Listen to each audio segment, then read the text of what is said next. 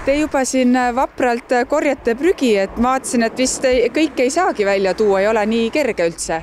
No pigem oli kallas pehme, oli jah, natuke raske võitu. Ei ole selliseid säärikuid ka.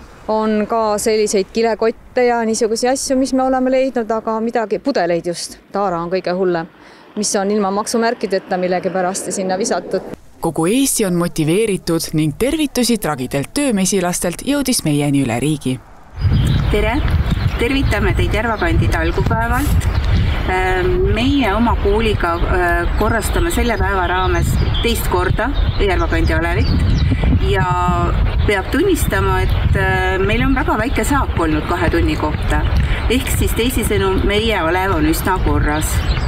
Ja meie lapsed siis nähtavasti üsna hästi kasvatatud. Kogukonnal on juba 10 aastat tagasi olnud see mõte, et siia suure maantee ja nende elamurajooni vahele park rajada. Lihtsalt hangete jooks olid tähtsamad tegevused ja samas tundus, et puu ju kasvab kaua ka, et paneme ikkagi puud kasvama ja kutsusime eelmise aasta kogukonna appi ja väga paljud inimesed ostsid puud, tulid istutama. Teeme ära talgud on ju ellu kutsutud selleks, et korjata kokku kõik prügi, mis loodusesse ei kuulu, nagu ka näiteks sellised rehvid, mis siin muru peal ilmselgelt ei ole õiges kohas. Aga sel aastal keskendutakse talgute ajal ka sellele, et valmistuda ette kriisideks. Kerksuskeskused, mis ei ole võib-olla nagu eestlasele kuidagi omaks võetud sõna väga, aga me võime seda nimetada ka kogukonnakeskuseks või valmisoleku keskuseks.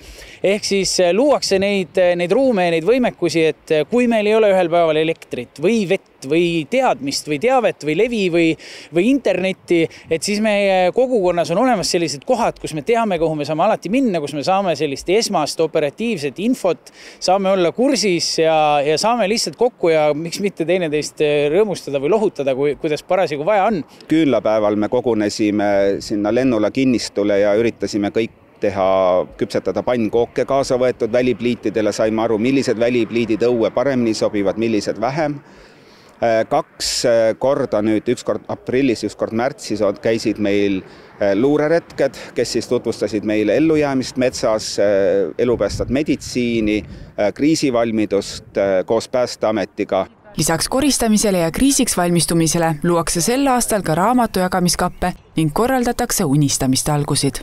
Meie jaoks on tähtis teha seda sellepärast, et see looduse korras hoid on ühelt poolt oluline nendel samadele lindudele, loomadele, kes seal elavad. Me sellega hoiame ka oma elukeskkonda, et ega tegelikult me ei taha ka kõndida looduses metsaradadel, kui seal on prügi maas ja kahjuks kipub ka nii olema, et kus juba prügi ees on, sinna tuleb seda juurde, nii et teda tuleb lihtsalt ära võtta. Probleemi lahendus. Uued jalad, vanad olid läbi. Tehtud? Super, jõudu! Kehe ümber täit tiis ka. Tuleb ikka näidata. Ja teeme ära.